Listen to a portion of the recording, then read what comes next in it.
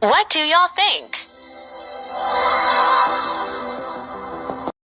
Now, this is the one because I lived in Chicago for a few years. And when I was in Chicago and I would mention Obama and Michelle, some of the older people that's around their age or older, they always say, oh, yeah, we know about Michael. That ain't no secret around here.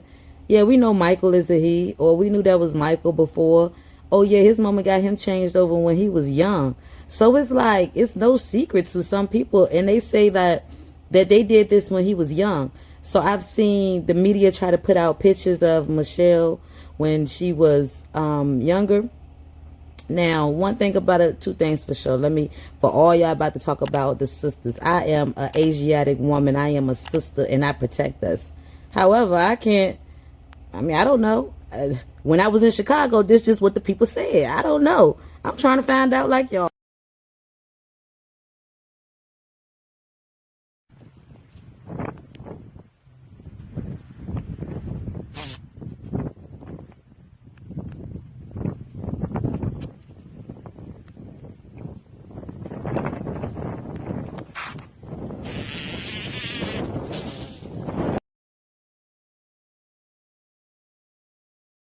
A friend saw this while flying over Nevada. Can anybody explain what this is?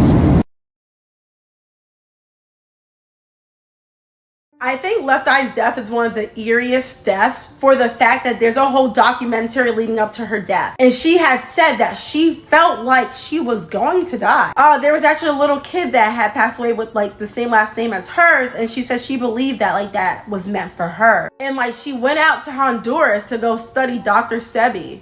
And there's a whole theory that if you study Dr. Sebi, something's going to happen to you because he's very into like a lot of natural stuff and believe that he found the cure for cancer and believe that as someone who had it, that would be very profitable because they make billions and billions off of chemo each year. So if they could say, oh yeah, we could help cure this or prevent this with some, I don't know, olive oil, obviously pharmaceutical companies and other things would just like decline. So a lot of people said she was supposed to bring all this knowledge back here and that was supposed to be what's going on, but obviously she didn't make it back. And she even said she didn't think she was making it back from Honduras. So her whole death is just like she knew it was coming, and that's kind of eerie to me.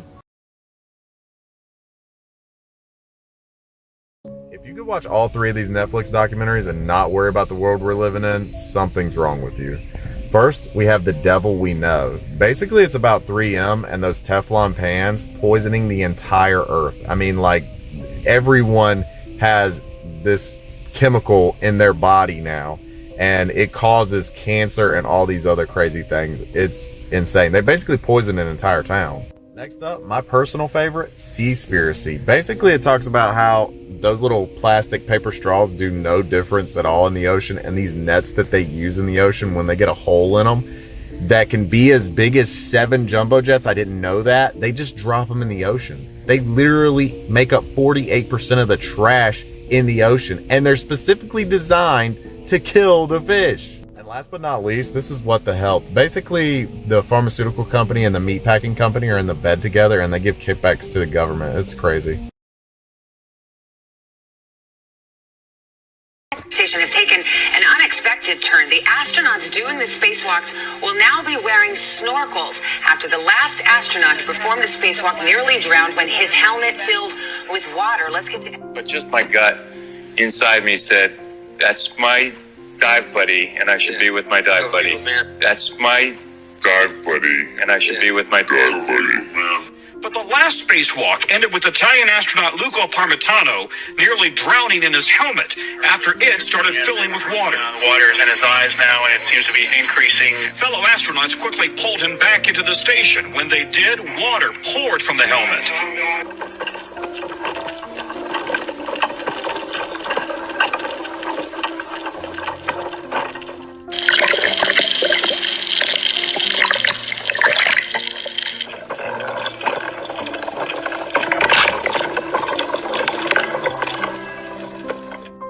Hold up.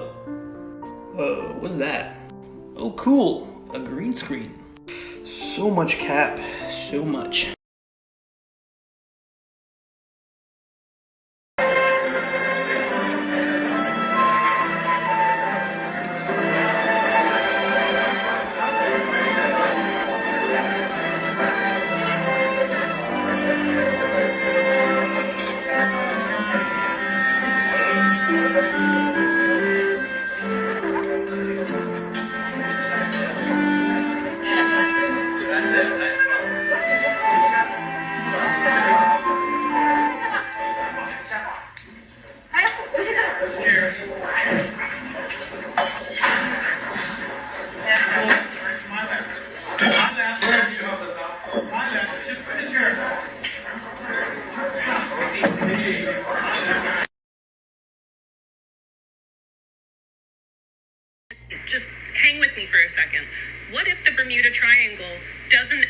coast of Florida? What if it does extend into the Everglades like some people think?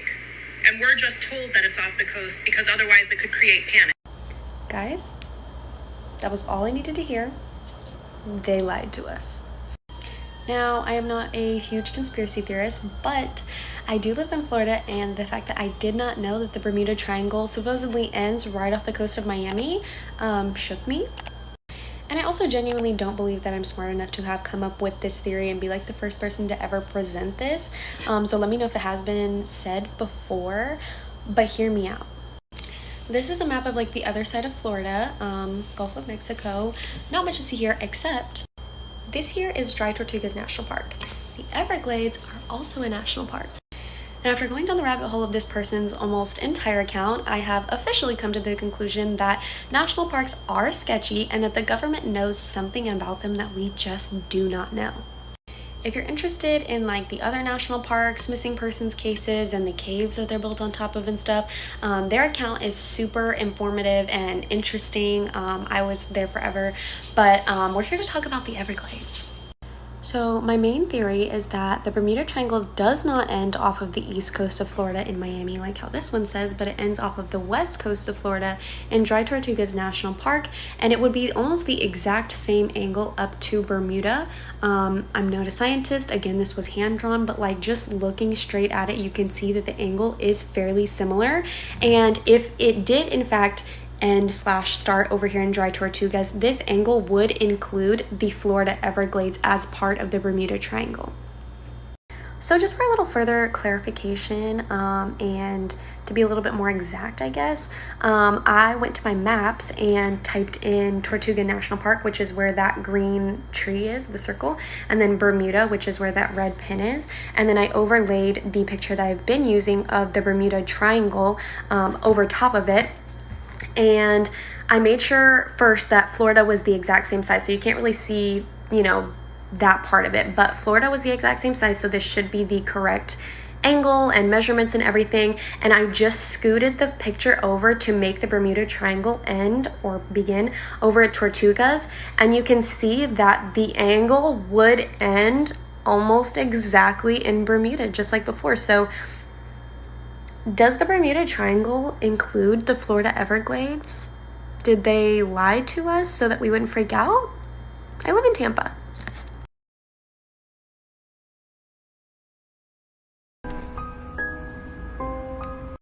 There was definitely cannibalism happening in the antebellum days.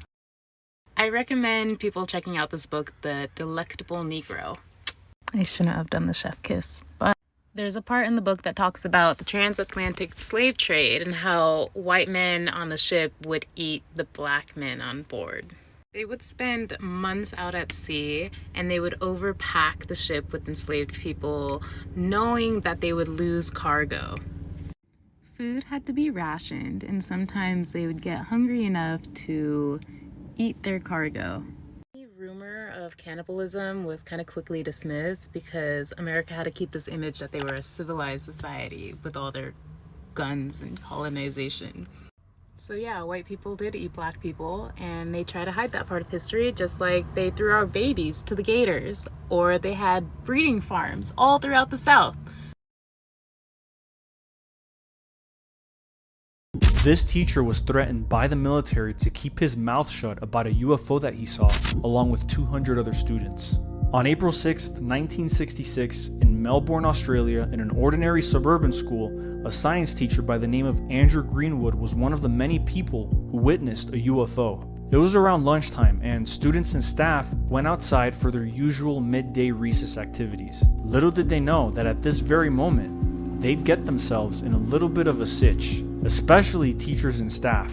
As the students pour outside into the oval recess area, hundreds, yes, triple digits, hundreds of kids look up and notice a UFO flying overhead before it disappears into a nearby grassy plantation area known as the Grange. Andrew Greenwood, the science teacher, described the object as grayish silver in color and almost cigar-shaped and cylindrical in nature, a common description of UFOs seen all over the world. Anyway, some students decided to follow the UFO into the Grange. As the kids ran towards the UFO, they never managed to see it on the ground, but they did get there just in time to see it take off.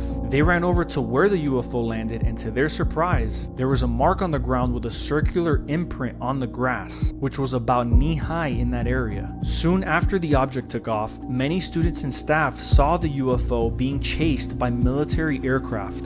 This is where things get a little insidious. 40 minutes after the sighting, military officials pull up to the school and start warning everyone, including the children, not to tell anyone what they just witnessed. They specifically went up to Mr. Greenwood and told him that he was wrong, that he never saw anything, and that if he spoke up, they'd menace him and make his life miserable by making false accusations of drinking on the job as a teacher to even receiving a call from someone at the very top of the United States government. Some students also saw military officials at the landing site where the compressed grass was, right? And they saw them investigating the landing area with equipment. When you have an incident like this with so many witnesses, it's difficult to call BS on a story like this. That was some sloppy work by the Australian military, and it clearly reveals that this was a cover-up. So much so that the military tried to pull a slick one and say that it was a weather balloon after the fact. They tried to pull a Roswell. To this day, the Australian government declines to comment on this incident, and more witnesses keep coming forth to testify what they saw. Considering the level of secrecy and their obvious attempt to cover this up, this UFO was likely of alien origin. Australia should catch up with the rest of the world like the United States and begin releasing what they have found on UFOs with their military radar and flight surveillance equipment. What do you guys think?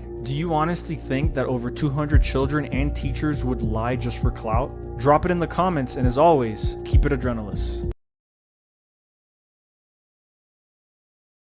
Recently, I've noticed a disturbing trend.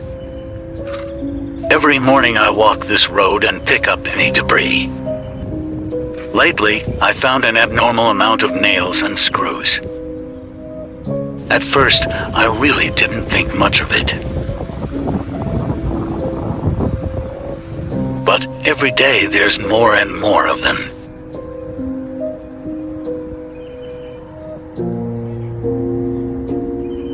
They almost seem to be spread around evenly, with many of them kicked to the curb by traffic. I only find them on one section of road behind one store.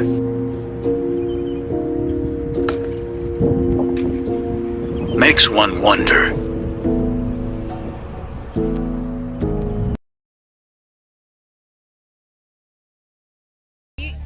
If your ultimate goal is to be famous, then you're gonna do a lot to get there, like sign your name in blood in a contract with the devil. You're doing really well now, but didn't you release a CD like almost 10 years ago? Yeah, I mean, I released a gospel record when I was 15 because I grew up in, a household where all I ever did was listen to gospel music, and my parents are both traveling ministers, and so I kind of sang about, what was going on in my life at 15, and that's how I got introduced to the music industry. I swear I wanted to be like the Amy Grant of music, yeah. But it didn't work out, and so I sold my soul to the devil.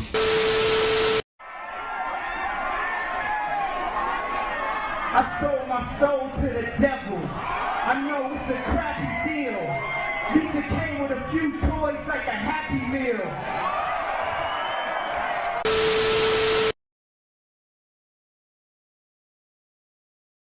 This is the United States Patent Application publication number for walking through walls. Now, this is not some piece of fancy gear you can just slap on and boom, you can walk through walls. No, this is a training program. You mean it's not going to be a new Apple Watch update? No, it's not going to be an Apple Watch update. But according to this really small text right here, this invention is a training system which enables a human being to acquire sufficient enough hyperspace energy in order to pull themselves out of dimension so that the person can walk through solid objects, such as wooden doors. Now, I don't know how urgent it is to be able to replace doors and doorknobs, but I just thought the technology was cool. If anything, walking through walls would be extremely fun. But what kind of use do you think that humanity has for it? Let me know in the comments. Open up the doors and let them all in here. Yeah, they all in here. Big dog, they come out the pants, so we big. call me break my wrist up. I'm young out of rocket, about to lead up. 3, 2, 1, I got big dog status, I'm a big